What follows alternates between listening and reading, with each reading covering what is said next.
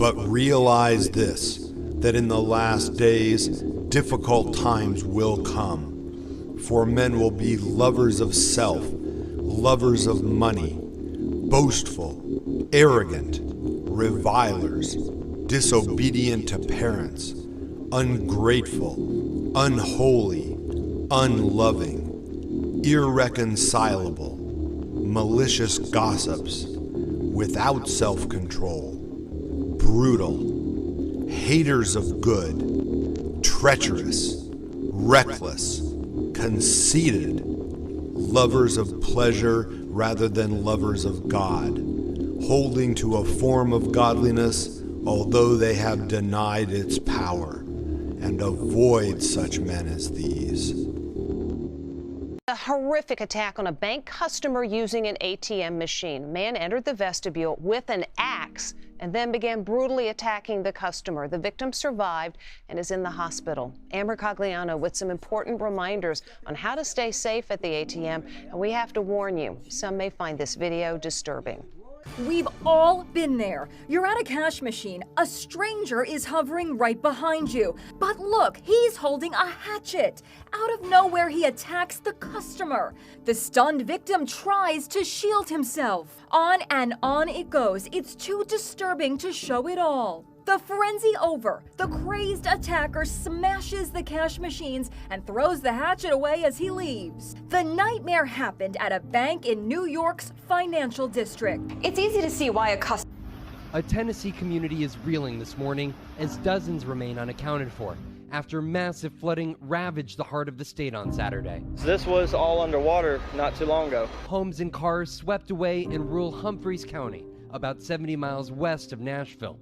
Residents saying they saw neighbors clinging to their homes as floodwaters rushed through. There was a house right here, and it even had a little camper beside it. The women and the children were on top of the roof waiting for someone to come help them.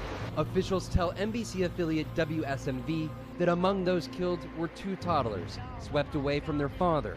More than a foot of rain fell in the area Saturday, washing away local roads and major highways, complicating an already desperate search. The Tennessee National Guard using a Black Hawk helicopter for water rescues in the hours after, as families were left stranded.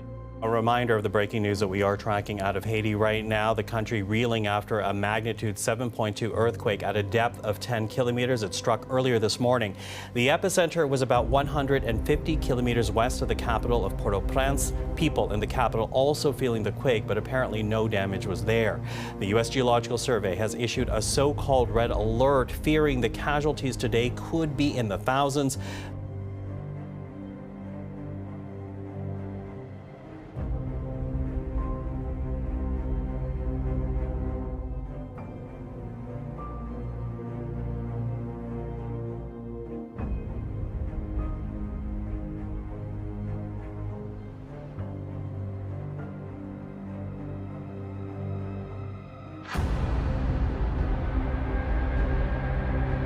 And we begin this hour with breaking news out of Geneva, a dire message from climate scientists. They warn unprecedented and even irreversible changes are happening to this planet and say it is beyond any doubt that human activity is to blame.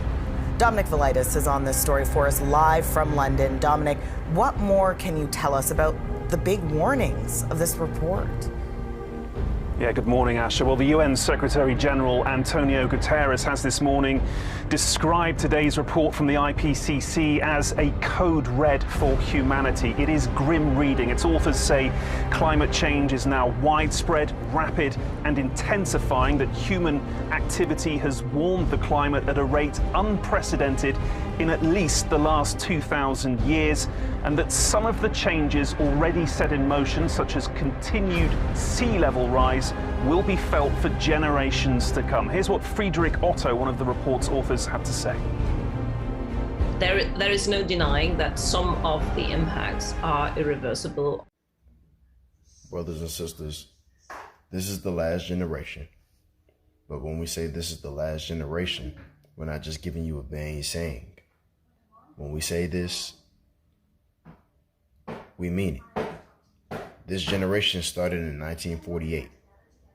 With this generation starting in 1948, Psalms 90:10 tells us that a generation is 70 years, but for the sake of this last generation, it is 80 years.